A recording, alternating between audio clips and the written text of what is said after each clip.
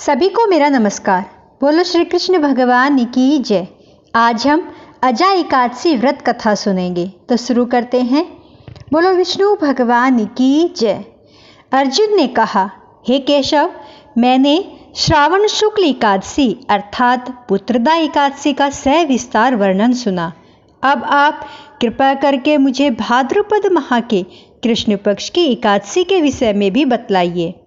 इस एकादशी का क्या नाम है तथा इसके व्रत का क्या विधान है? इसका व्रत करने से किस फल की प्राप्ति होती है? श्री कृष्ण ने कहा, हे कुंती पुत्र, भाद्रपद माह के कृष्ण पक्ष की एकादशी को अजा एकादशी कहते हैं। इसका व्रत करने से सभी पाप नष्ट हो जाते हैं। इस लोक और परलोक में मदद करने वाली इस एकादशी के व्रत के समान संसार में दूसरा कोई व्रत नहीं है। अब मैं अजा एकादशी का महात्म्य कहता हूँ, सो ध्यान पूर्वक सुनो। पौराणिक काल में भगवान श्री राम के वंश में अयोध्या नगरी में एक चक्रवर्ती राजा हरिश्चंद्र नाम के राजा हुए थे। राजा अपनी सत्यनिष्ठा और ईमानदारी के लिए प्रसिद्ध थे। एक बार देवताओं ने उनकी परीक्षा लेने की योजना बनाई। राजा ने स्वप्न में देखा कि ऋषि विश्वामित्र को उन्होंने अपना राजपाट दान कर दिया। सुबह विश्वामित्र वास्तव में उनके द्वार पर आकर कहने लगे, तुमने स्वप्न में मुझे अपना राज्य दान कर दिया। राजा ने सत्यनिष्ठ व्रत का पालन करते हुए संपूर्ण राज्य विश्वामित्र को सौंप दिया। दान के लिए दक्षिणा चुकाने हेतु राजा हरिश्चंद्र को पूर्व जन्म के कर्म फल के कारण पत्नी, बेटा और खुद को बेचना पड़ा। हरिश्चंद्र को एक डोम ने खरीद लिया जो शमशान भूमि में लोगों के दाह संस्कार का काम करवाता था। स्वयं वह एक चांडाल का दास बन गया। उसने उस चांडाल के यहाँ कफन लेने का काम किया, किंतु उसने इस आपत्ति के काम में भी सत्य का साथ नहीं छोड़ा। जब इसी प्रकार हरिश्चंद्र राजा को कई वर्ष बीत गए तो उसे अपने इस नीच काम पर बड़ा दुख हुआ और राजा हरिश्चंद्र इससे मुक्त होने का उपाय खोजने लगे।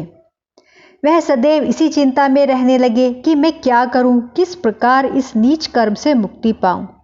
एक बार की बात है, वह इसी चिंता में बैठे हुए थे। उनकी गौतम ऋषि उनके पास आए। हरिश्चंद्र ने उन्हें प्रणाम किया और अपनी दुख भरी कथा सुनाने लगे। राजा हरिश्चंद्र की दुख भरी कहानी सुनकर महर्षि गौतम भी अत्यंत दुखी हुए और उन्होंने राजा से कहा, हे राजन, भादो माह के कृष्ण पक्ष की एकादशी का नाम अजा एकादशी है। तुम उस एकादशी का विधान पूर्वक व्रत करो, रात्रि में जागरण करो, इससे तुम्हारे सभी पाप नष्ट हो जाएंगे। महर्षि गौतम इतना कहकर अंतर्ध्यान हो गए।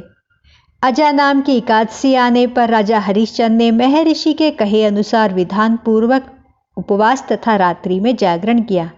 इस व्रत के प्रभाव से राजा के सभी पाप नष्ट हो गए। उस समय स्वर्ग में नगाड़े बजने लगे तथा पुष्पों की वर्षा होने लगी। उन्होंने अपने सामने ब्रह्मा, विष्णु, महेश तथा देवेंद्र आदि सभी देवताओं को खड़ा पाया।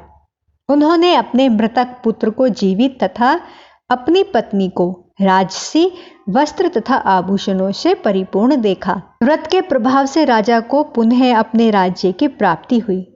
वास्तव में एक ऋषि ने राजा की परीक्षा लेने के लिए यह सब कुछ कार्य किया था, परंतु अजा एकादशी के व्रत के प्रभाव से ऋषि द्वारा रची गई सारी माया समाप्त हो गई और अंत समय में हरिश्चंद्र अपने परिवार सहित स्वर्ग को गए।